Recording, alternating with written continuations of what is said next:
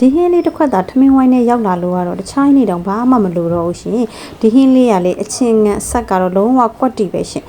ဒီဟင်းချက်တဲ့ဒီနေ့မှာတော့ကျမမျက်နှာမရ6ရောက်ရပဲရှင်ဘာဖြစ်လို့လဲဆိုလို့ရှင်စားကောင်းလို့တဲ့ထမင်းကိုမလောက်လို့ကျမပြဿနာရှာခံရတယ်ရှင်ဒီလိုဟင်းမျိုးလေးချက်လို့ကတော့လေထမင်းကိုနှစ်ဆသာချက်ထားလိုက်တော့ဒီလားရခိုင်ချက်ဆက်ဆက်ကလေးတို့အားကြိုက်ကြတာရှင်ဒါကလေပို့ပြီးပြောတာမဟုတ်ဘူးနော်တကယ်စားကောင်းတာရှင်ကျမကလေစီမပါပဲနဲ့တောင်ဟင်းကိုမချက်တတ်ဘူးဒီလားကျမစီတွေအများကြီးနဲ့ပဲချက်တတ်တဲ့သူဒါပေမဲ့ဒီနေ့လေစီလေးမစွတ်မပို့နဲ့ရခိုင်ချက်လေးချက်စားကြည့်ရတကယ်စားကောင်းတယ်ရှင်စီမပါတဲ့ကြောင့်ကျမရေကိုလေပို့ပြီးတော့ကောင်းစေတာပေါ့နော်စီမစားလေပို့ကောင်းလေပေါ့ရှင်ဒါပေမဲ့ကျမစီမထည့်ရမနေနိုင်ဘူးလို့လေအနေငယ်လေးတော့ထည့်လိုက်ပါတယ်ပေါ့နော်ရခိုင်ချက်စစ်လိုက်ရတော့မဟုတ်ဘူးပေါ့နော်ကဲဒီနေ့ဟင်းလေးကလေငါ6ကဲအာလူသီးလေးတွေကိုချက်တာပေါ့နော်အရန်စားကောင်းတယ်ရှင်မယုံလို့ရှင်ချက်စားကြည့်နော်ကဲကျမကတော့လေလုံးဝစားကောင်းလို့ထမင်းမလောက်လို့တော့အဆုခံရတယ်ရှင်ကဲနောက်တစ်ခါအလူဒီလိုဟင်းမျိုးလေးချက်လို့ရှင်လေထမင်းသာများများချက်ထားလိုက်တော့နော်